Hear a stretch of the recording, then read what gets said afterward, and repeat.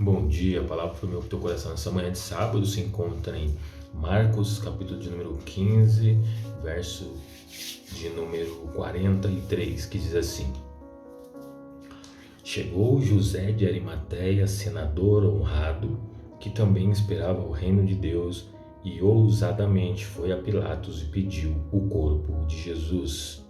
Amém? Somente esse verso. Aqui o texto está nos dizendo a respeito de quando Jesus é colocado no sepulcro, depois logo a sequência da sua crucificação. Mas o que me chama a atenção aqui é que nesse texto, tem algumas coisas que me chamaram a atenção, de que Jesus foi condenado, crucificado, e nesse momento da sua crucificação, a qual muitos gritavam crucifica-o, crucifica-o, eram pessoas que eram opostas ao reino dele. Mas eu queria chamar a sua atenção.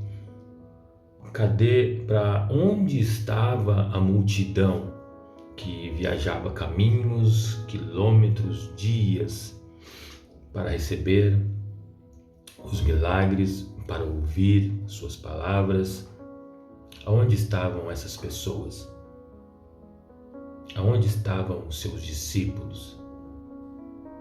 Aonde estavam? Que nesse momento todos os abandonaram, todos se esqueceram do Mestre e com medo, amedrontados, fugiram. É bem verdade que existia um propósito por trás de tudo isso, da parte de Deus, mas as pessoas só estavam e só vinham a Jesus pelo que ele poderia oferecê-las, para o que ele tinha para oferecê-las. E a partir do momento a qual Jesus é crucificado naquela cruz, e ele brada tetelestai, que significa está consumado, está pago, a dívida está quitada. A partir desse momento, todos aqueles a qual vinham e viajavam e não mediam esforços para obter o que ele tinha de belo, de bonito, das suas curas, dos seus milagres, das suas palavras, todas essas pessoas sumiram. Todas essas pessoas desapareceram. E agora um Cristo machucado, um Cristo feio, vamos dizer assim, com o seu corpo físico, a qual perdeu toda a sua aparência, um Cristo, humanamente falando, morto. Ninguém queria saber mais dele porque ele não tinha mais nada para oferecer. Mas em meio a tudo isso, existia como o versículo de número 43 vai nos dizer, que também esperava o reino de Deus, dirigiu-se corajosamente a Pilatos e pediu o corpo de Jesus. E é ele quem vai tratar de sepultar o corpo de Jesus. Mas o que eu aprendo com tudo isso, que nos momentos de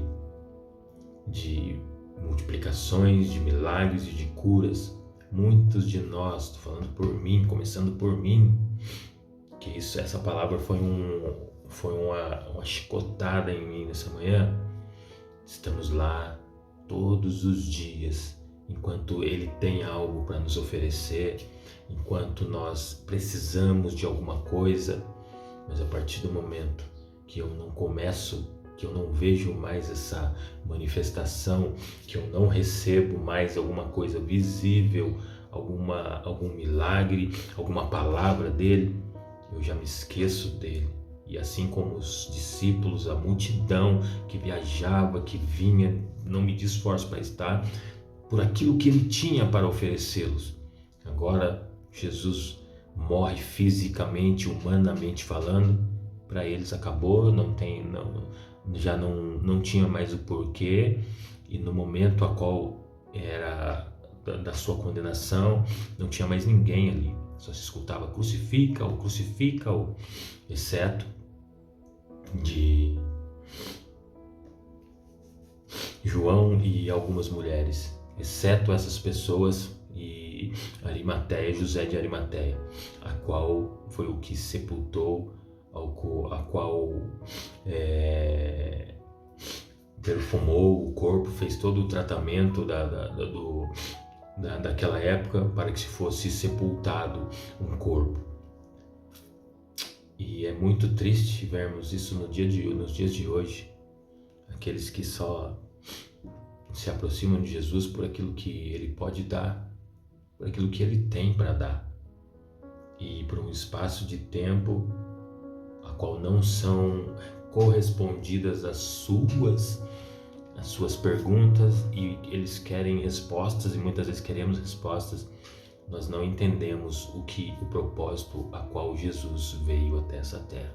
Por isso existem muitas pessoas que hoje estão, amanhã já não estão, porque o propósito maior delas não é o Cristo crucificado, ressurreto, é o Cristo milagroso, é o Cristo que cura, é um Cristo de milagres e tão somente de manifestações que Ele pode trazer para a sua vida, e não um Cristo salvador, um Cristo ressurreto, mas que nessa manhã eu e você venhamos ter a plena convicção de que nós não estamos atrás de um Cristo tão somente que tenha algo para nos oferecer, mas assim como José de Arimateia, ele esperava o reino de Deus. Venhamos estar esperando esse novos céus e nova terra que Ele tem para nos oferecer, e não apenas os milagres, que venhamos nos sentar para ouvir as suas palavras e receber os seus milagres, receber